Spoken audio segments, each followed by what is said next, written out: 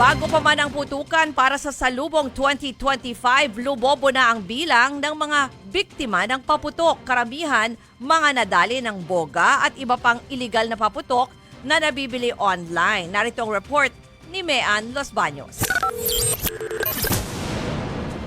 Kinailangang putulin ang bahagi ng hintuturo ng 10 taong gulang na lalaking ito nang dalhin sa East Avenue Medical Center. Naputukan siya ng 5-star noong December 26. Hanggang ngayon, ginagamot pa rin siya sa ospital.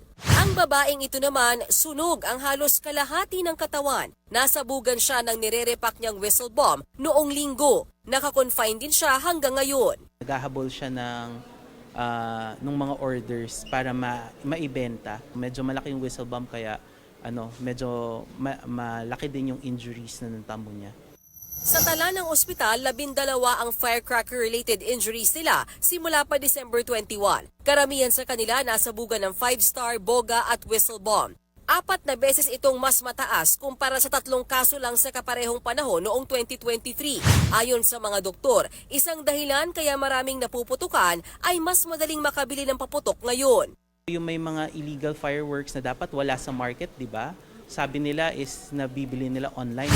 Kung hindi pa nga raw umulan noong mga nakaraang araw, baka mas nadagdagan pa ang mga naputukan. Yes, we're expecting the worst, seeing the trend now na baka mas madagdagan pa yung mga nakita namin na mga cases. Kasi ganun naman yung nakikita namin ang punta ng mga biktima ay around before midnight and umaabot yan hanggang mga up to January 2. Kaya handa na ang treatment area sa bagong building ng ospital. Nakalatag ang mga panlinis ng sugat, surgical tools at activated charcoal para sa makakalunok ng paputok gaya ng Watusi.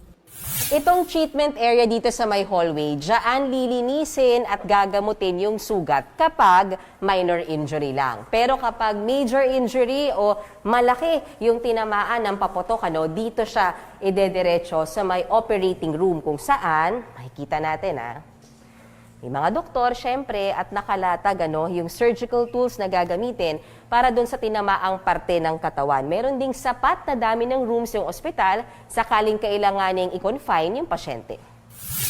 Mayroon ding mga pamputol ng buto gaya ng pin cutter, bone file at bone saw. Ayon sa DOH, 25 ang biktima ng paputok ngayong araw kaya umakyat na sa 188 ang firecracker-related injuries sa buong bansa. Naniniwala rin ng DOH na ang talamak na bentahan ng paputok online ang dahilan kaya mataas ang kaso. Problema yung online kasi, ang hirap habulin. Ang bilis kasi tsaka ang daling gumawa ng mga ganyang page or website.